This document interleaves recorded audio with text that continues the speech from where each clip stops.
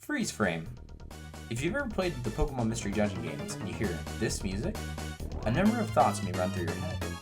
Many such as, well, I might be fucked, or I guess I'm not gonna get out of this one, or my favorite, Earthquake go brrrr!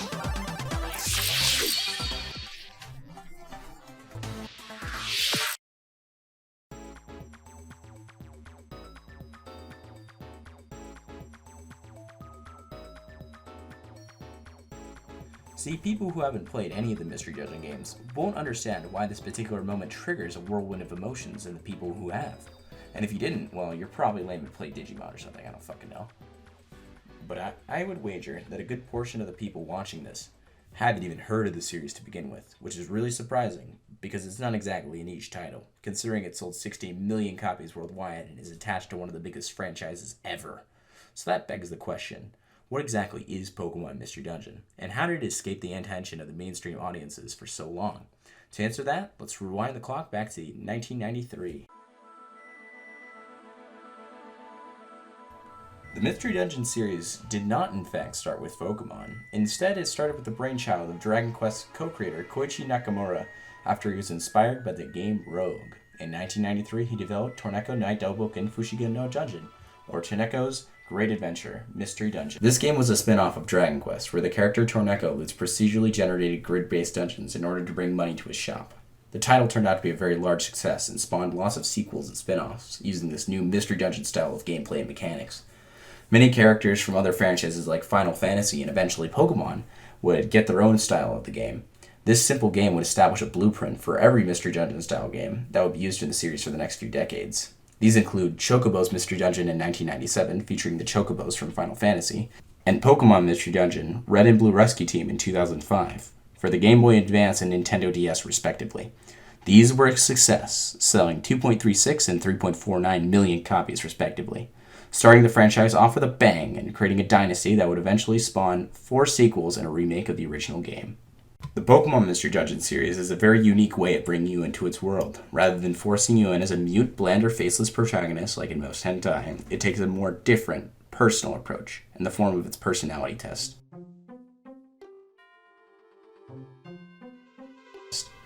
This test determines what Pokemon you will play as throughout the entire game, and most players go with what they have, enjoy what they're given, and have a great time with the game, and this is a perfectly fine way to play. However, for those sorry Pokemon consumers who get garbage mons like Machop or Psyduck, we must show our compassion by mercilessly erasing the existence of this atrocity, and we will re-roll until we get an acceptable character.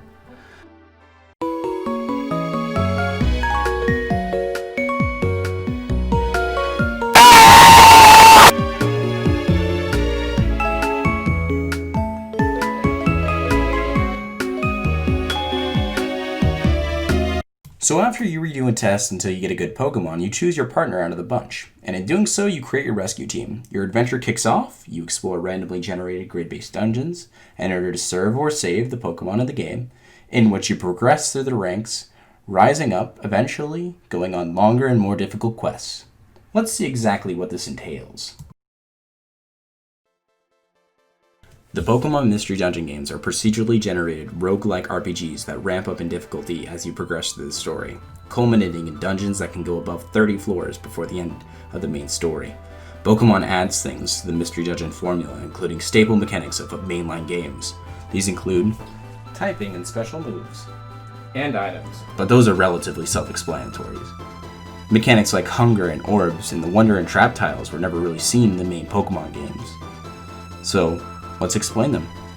Hunger is a mechanic that forces you to prepare for a dungeon by bringing food items. If a character does not eat, their hunger is reduced to 0, the character will start taking massive damage. Though it may not come into consideration in earlier dungeons because they are so short, when dungeon crawls start to extend, it becomes a key to sustaining yourself. Orbs have a variety of abilities but can only be used once. They tend to buff your stats, or warp you, or even clear a room of enemies. Trap tiles are special. They're special because they give you random effects like ruining items, inflicting status effects, or even exploding, and sometimes, if you're very lucky, it'll give you chlamydia, just like your ex-girlfriend in high school. They also add a layer of customization with the TM system of moves, allowing the player to choose what they want on their character, and move linking, which allows you to use 2 moves in a turn. Another nice thing is that you're not limited to your current party or chained by that monster Machop. You can recruit and eventually play as Pokemon you meet in the dungeon by the way of the friend system.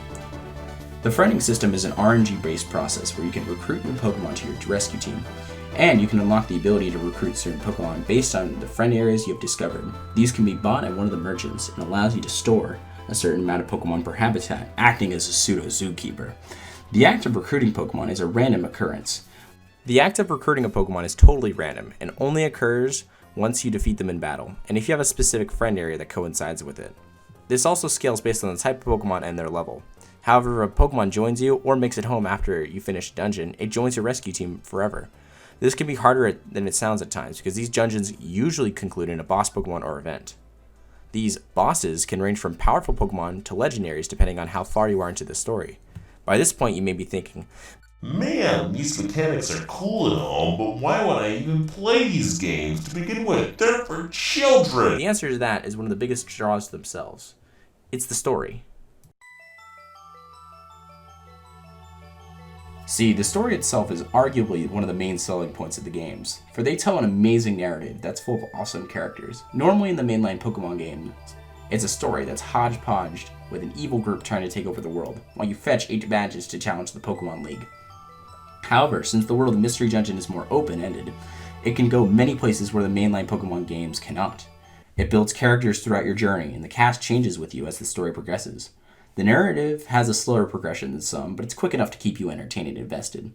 These characters have a good way of keeping your attention and making you care about what becomes of them, which allows the story to keep raising the stakes of your adventure without it making it feel cheap and unearned, because the characters are in legitimate danger.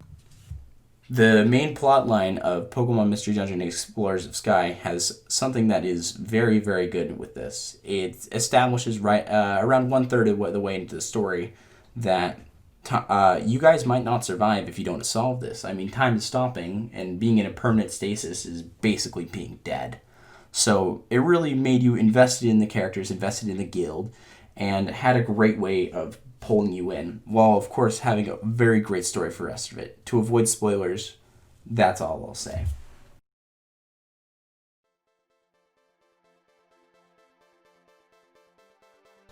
Though the stories of these games are amazing, it only falls short to one thing. And that thing is the best thing of the franchise. The music of the franchise was mainly composed by Arata Yoshi, who is known for his works in games such as Super Smash Bros. Brawl, and the composer to some of the Beatmania games. His music chops are shown off in the franchise, with every game entry getting its own soundtrack that is bolstered rather than hindered by its hardware. Not often does a game create a superb sense of atmosphere via its music, but the Mystery Dungeon series kills it.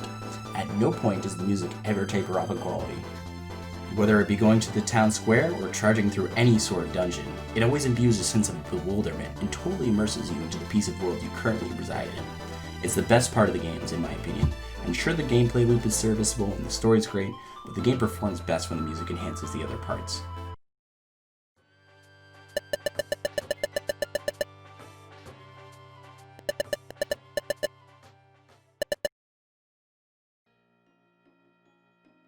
But no game is perfect, and this is definitely one of those games. For example, if you roll a bad Pokemon such as Phanpy, Machop, or Psyduck, or any others, then sometimes you get kind of screwed over. Mons like Phanpy are very, very weak compared to the rest of the mainline game, and if you just took the personality test, you're playing in hard mode without even trying. Other Mons just kind of seem underwhelming or disappointing. I mean, compared to Charmander, Machop is super sad and pathetic.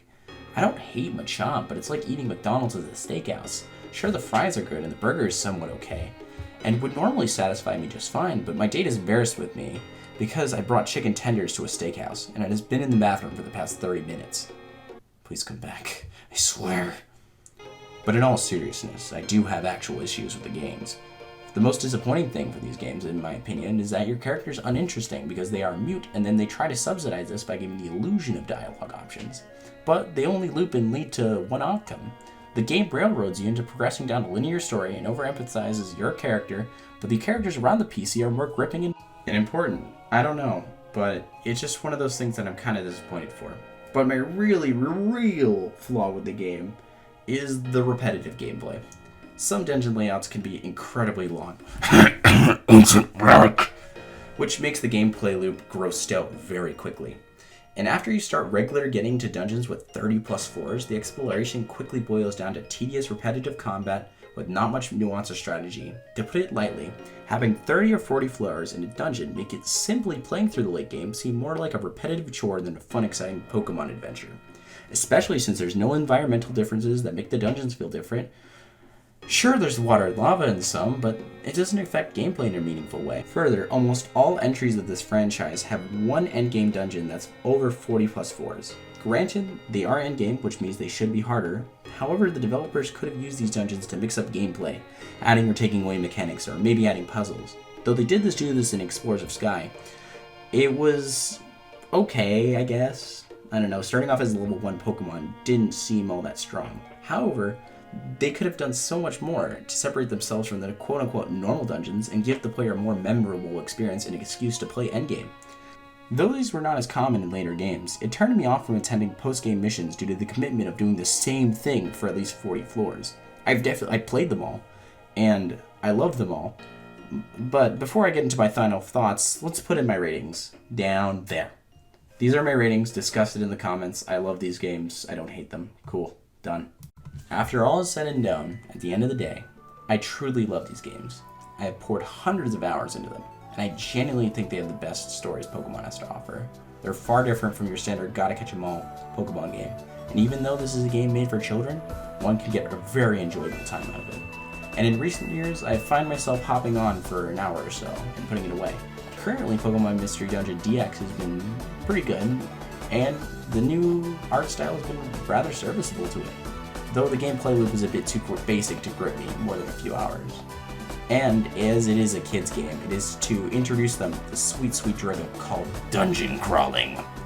The music is truly amazing, and most of the songs are perfectly set up for the game that they were made for. See, for me, I like to embarrass my friends and family by playing it in the car. This leads me to feel such a love for the game that not many games could earn or even maintain. If you're looking for a great narrative, alright mechanics, and general Pokemon-themed propaganda, then this game is a must-play. If you don't, then why the heck did you watch this video? Anyways, as far as a rating goes, I think I'll give the Pokemon Mystery Dungeon franchise 4 burning Machops out of 5. Thanks for watching.